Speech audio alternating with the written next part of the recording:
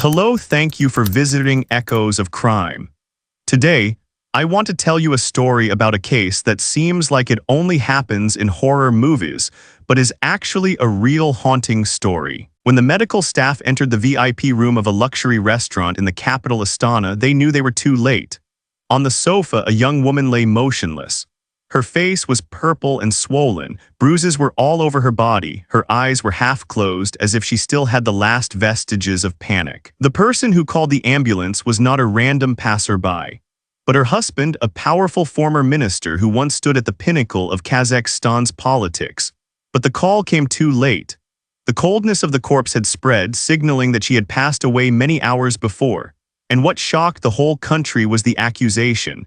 The once celebrated man had abused his wife for 7 hours right there until she took her last breath. There are stories that make people ask, how could a face that appeared on the front pages of the press, praised as a symbol of the young generation of leaders, turn into a person who is outraged by the whole society? His name is Kvandik Bishimbayev, and if you just look at his resume, this is the model of success that many people dream of. Born in 1980 into a powerful family, his father was a member of parliament. His mother was a successful businesswoman. Kvandik grew up surrounded by diplomatic banquets, compliments, and powerful relationships.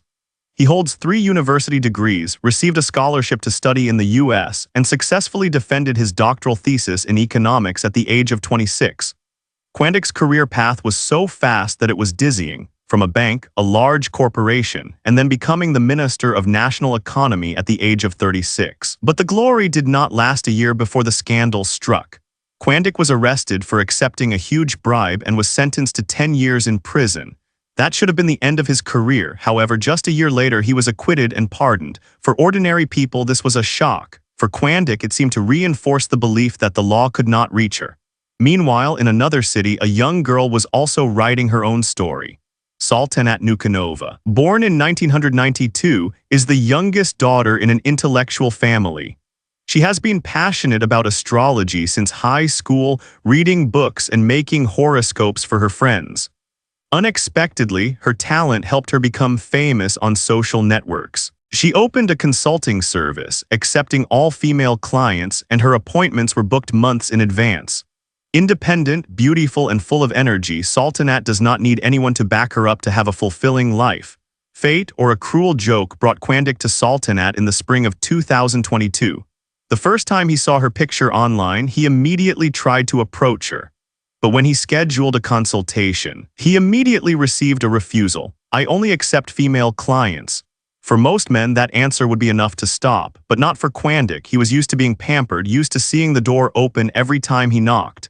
The rejection only made him more determined. The constant messages, the compliments, the stories that evoked pity. Little by little, he turned his persistence into pressure.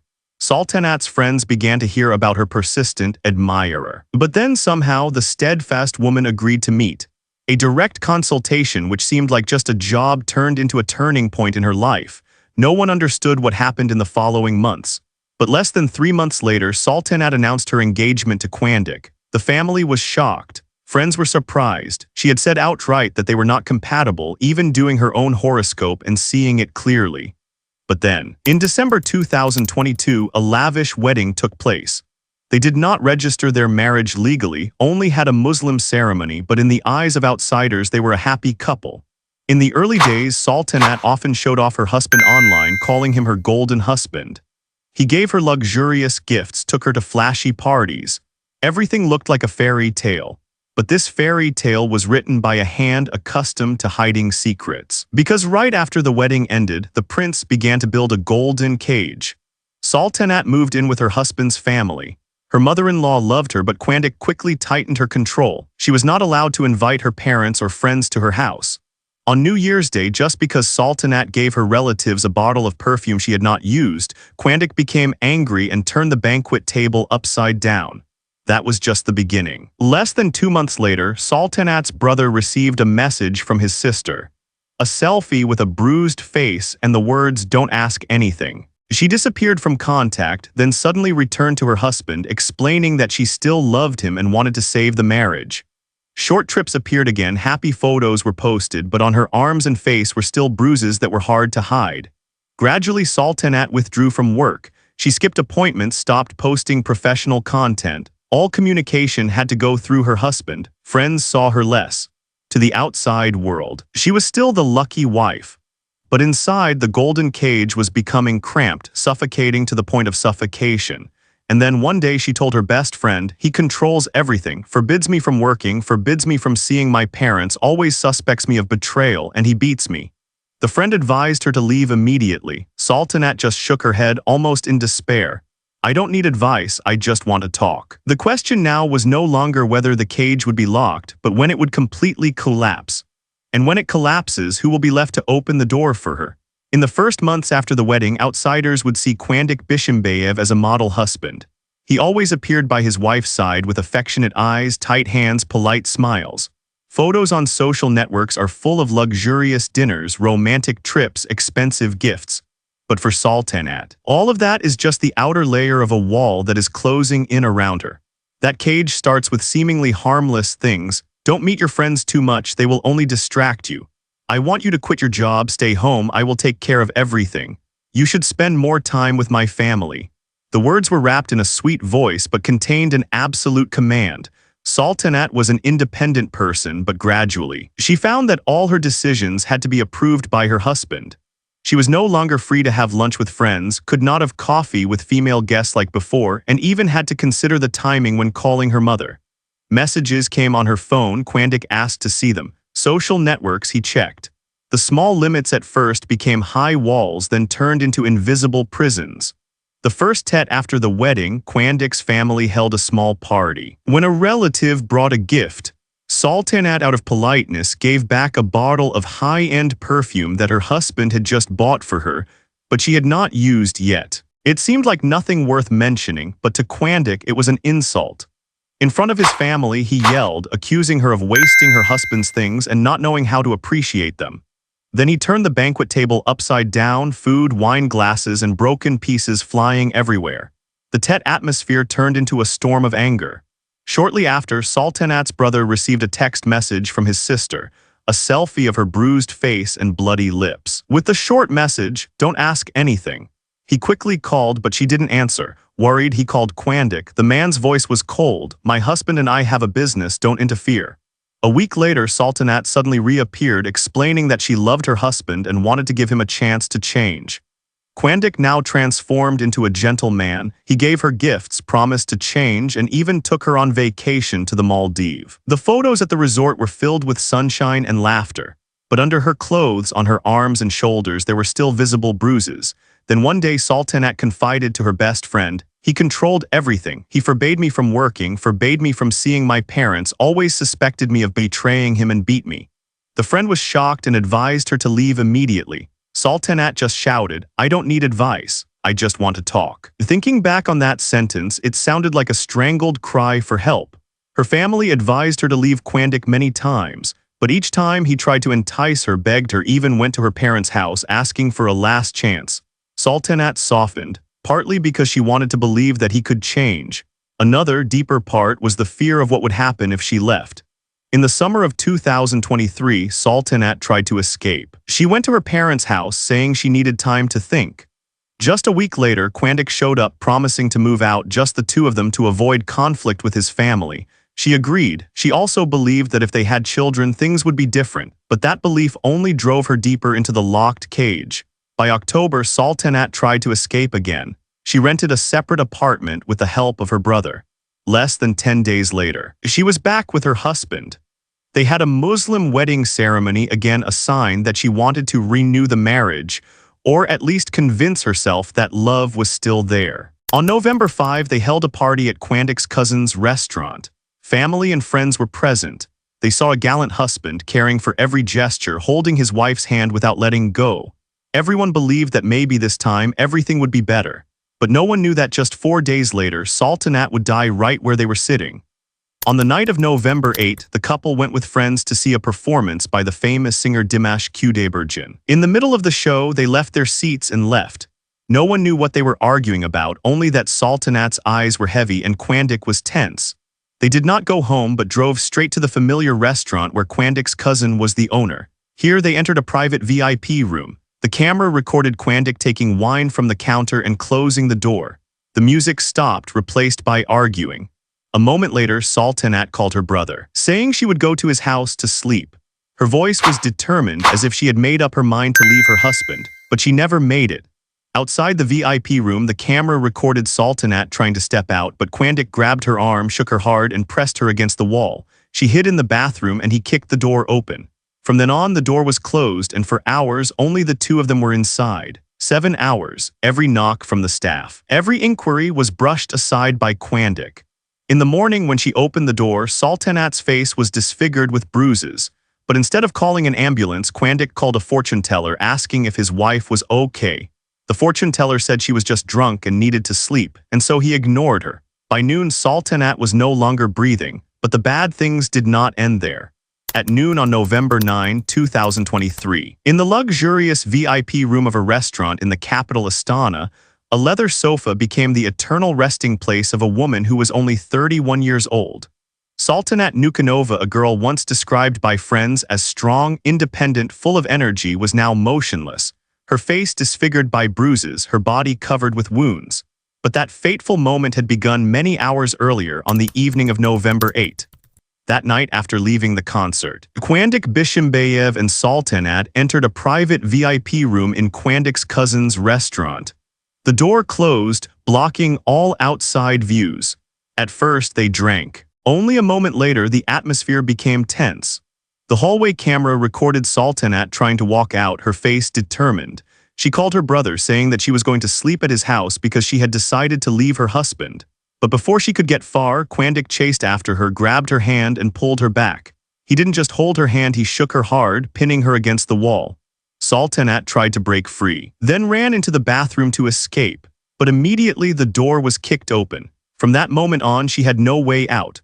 What happened inside the VIP room for the next 7 hours was not recorded by the camera, but the results left on Sultanat's body and what the staff heard painted a horrifying picture. It wasn't a few minutes of anger, it was a long torture. The restaurant staff heard arguing, the sound of objects colliding, then silence, then shouting again. Several times they knocked on the door to ask, but Quandic angrily waved them away. Nothing, leave us alone. No one dared to intervene further. He was the powerful man, the owner of the restaurant, the boss in their eyes. As the sky began to lighten, Sultanat could barely stand. The camera recorded the moment she and her husband walked out of the room. Her face was swollen, her lips were bleeding, her steps were staggering. She looked at herself in the mirror in the hallway, seemingly horrified by her reflection. But instead of taking her to the emergency room, Quandic grabbed her shoulders and forced her back into the room. That was when hell closed the door again. According to the later indictment, in the following hours, Quandic continued to beat, kick, punch his wife, even dragging her by the hair across the floor. The repeated blows left no intact place on her body. At one point, Sultanat allegedly took off her jewelry and clothes and threw them down the toilet. According to some accounts, she did it to prove, "I don't need anything from you." But it is also possible that Quandic forced her to do so as a form of humiliation. Whatever the cause, Quandic's anger flared up, and then Sultanat's body could no longer support itself. Around noon, her breathing became weak, then stopped. But even then, instead of calling an ambulance, Quandic called a fortune teller. He asked if his wife was all right. The answer was chilling: "She's just drunk, let her sleep." Hearing this, Quandic calmly sat back down. He even thought he heard snoring, in fact, the dying wheezing of a person. Only when complete silence fell in the room did he call his cousin, Bakitsin Bajanov, to come to the restaurant. But at that moment, their first concern was not to save people, but to erase the traces. They dismissed the staff, closed the restaurant. Then they began deleting the data from the security cameras both inside and outside. They believed that if they deleted everything, no one would know what had happened. But fortunately for the truth, the data was later recovered by technicians. It was only in the evening, when Sultanat's body was cold and rigor mortis had set in, that an ambulance was called. But when the paramedics entered, they immediately understood that there was nothing left to do. The bad news spread quickly. Sultanat's brother received a call asking, "Is what is being posted on social media true?" He didn't believe it. But when he got to the restaurant, he saw a row of police and security tape. An officer approached and offered his condolences. Those words were like a knife that tore apart his last hope. The police immediately arrested Quandic at the scene.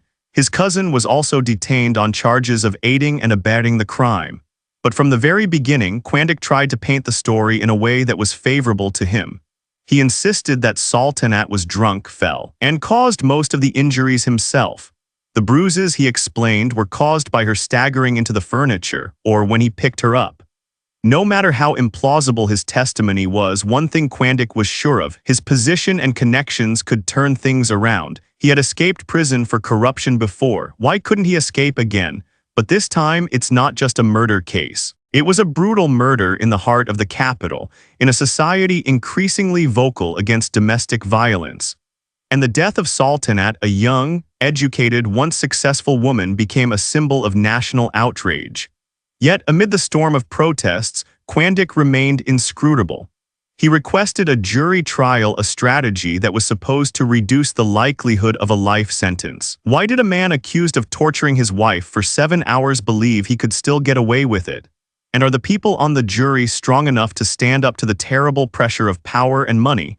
There are many details behind this case that will leave people speechless. If you find it worth listening to, don't forget to subscribe so you don't miss the next part.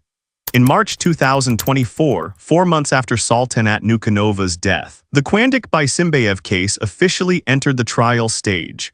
The whole of Kazakhstan was holding its breath. Photos of the bright-eyed young woman that had been posted online were now shared with hashtags demanding justice. Television news opened with images of long lines of people standing in front of the court, holding banners protesting domestic violence. Sultanat's family demanded a maximum public trial, with the press and media allowed to report every development. They knew that without public scrutiny, the chances of justice were slim. Quandic and his lawyers, on the other hand, chose a different path: a jury trial.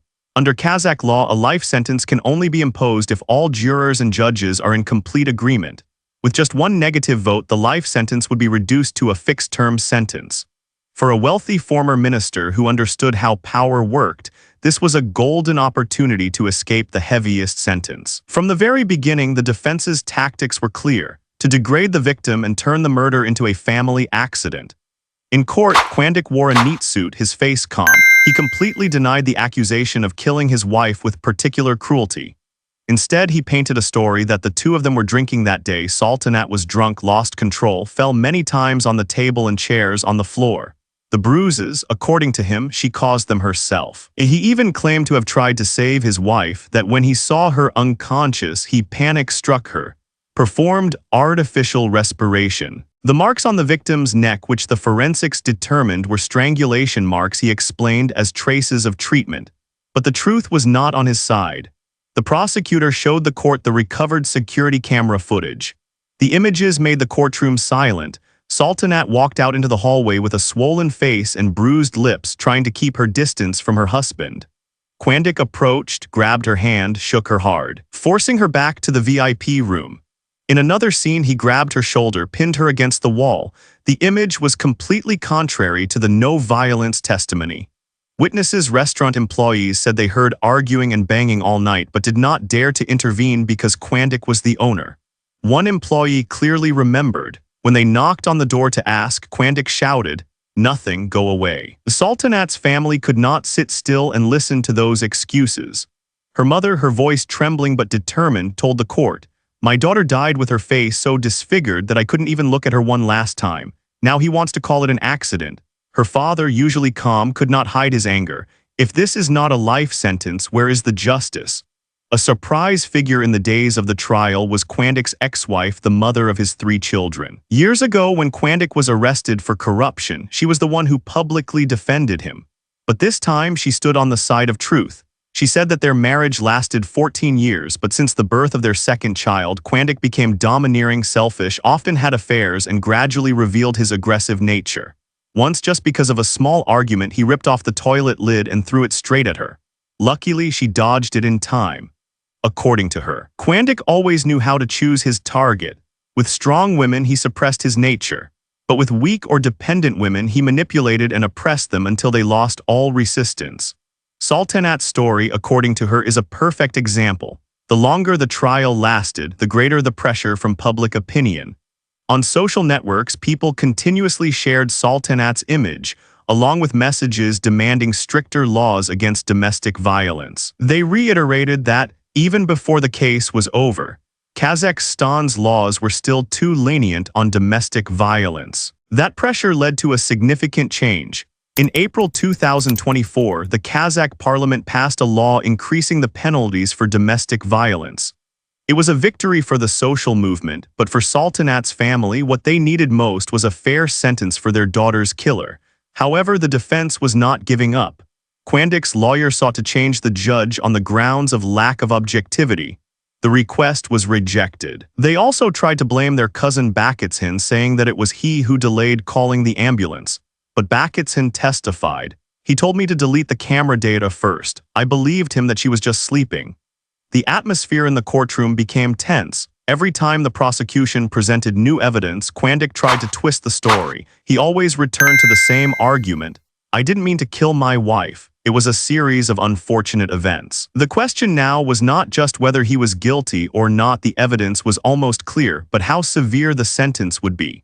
Will the jury agree to impose a life sentence, or will Quandik once again escape with connections and legal tricks? The whole country awaited the verdict as if waiting for the answer to a larger question. In Kazakhstan, can justice triumph over power and money? On May 13, 2024, the trial of Quandik Bishimbayev entered its final stages. All of Kazakhstan waited. On the streets, in cafes, at office desks, people discussed the case as if it were a national event. In the courtroom, white light poured in from the windows, illuminating every tense face. In the audience, Sultanat's parents and brother sat silently. Their eyes were anxious, as if both expecting and fearing. They knew that with a jury, things could turn out unexpectedly. When the judge entered, the room fell into absolute silence. The presiding judge read the verdict of the jury, his voice slow but firm. The jury determined Quandik was guilty of causing serious injury leading to death, torture, and murder. The evidence from security cameras, witness statements, forensic examination results showed that this could not have been an accident as the defendant claimed. The sentence was handed down: 20 years for murder plus 7 years for abuse and torture. Combined, Quandik received 24 years in prison. In the audience, Sultanat's mother covered her face with her hands. Her father nodded slightly, as if believing that this was some kind of justice. But as they walked out of the court, they said what many others were thinking. "We were hoping for a life sentence. Our daughter is gone forever and he will still get out." For them, 24 years long as it is not enough to make up for the 7 hours of torture that took their daughter's life. Quandik's cousin, Bakitsin Bajanov, who helped erase the camera, was sentenced to 4 years in prison for concealing a criminal. The court noted that he had cooperated with the investigation, confessed honestly, and had no previous criminal record. Bakitsin bowed his head and remained silent as he heard the verdict. He knew that even though the sentence was much lighter than Quandik's, the stigma would follow him for the rest of his life. Outside the courtroom, a crowd of Sultanat's family supporters applauded when they heard the news of their defendant's sentence. But the applause was interspersed with sighs. They understood that this was not just the story of one unfortunate woman, but a mirror of a painful problem in society: domestic violence and the laxity of the law. After the case, the Kazakh parliament passed a law increasing the punishment for domestic violence. The new law was partly a result of the wave of anger that Sultanat's death had sparked. But for women's rights activists, they knew that changing the law was only the first step. What was more important was changing mindsets and protecting victims from the first signs. Many editorials wrote that if Sultanat had received stronger support when she first signaled that she was being abused, perhaps the story would have been different. But at that time, society was still silent, with averted eyes when talking about domestic violence, especially when the abuser was rich and powerful. For Quandik, the trial ended, but the story did not end there. In the eyes of many Kazakhs, he is not only a murderer, but also a symbol of the corruption of power. A man who once stood at the highest political podium, trusted by the whole country, used that hand to destroy the man who once called him husband. Their wedding photos, once shared as a beautiful love story, now appear in articles warning, "Behind the smile can be an unexpected darkness." Sultanat's family continues their journey to seek justice in their own way. They participate in forums, lobby for policies, tell their daughter's story to warn other women. For them, each time they mention it, their hearts bleed, but it is also a way to keep the memory of Sultanat from sinking into oblivion. A close friend of hers said, Sultanat always thought she could change him, but love cannot fix a person who does not want to change. If only she had believed that sooner, the case is closed, but the big question still hangs. How can women like Sultanat never have to enter a cage they cannot escape? And when that cage is locked, will society have the courage to break it before it is too late? Perhaps that is the sentence that all of us, not just the man in the courtroom, must face. There are many warnings behind this story for anyone who believes that family matters are just private matters. If you feel that these things need to be said more, don't forget to subscribe so you don't miss the next stories that could save a life before it is too late.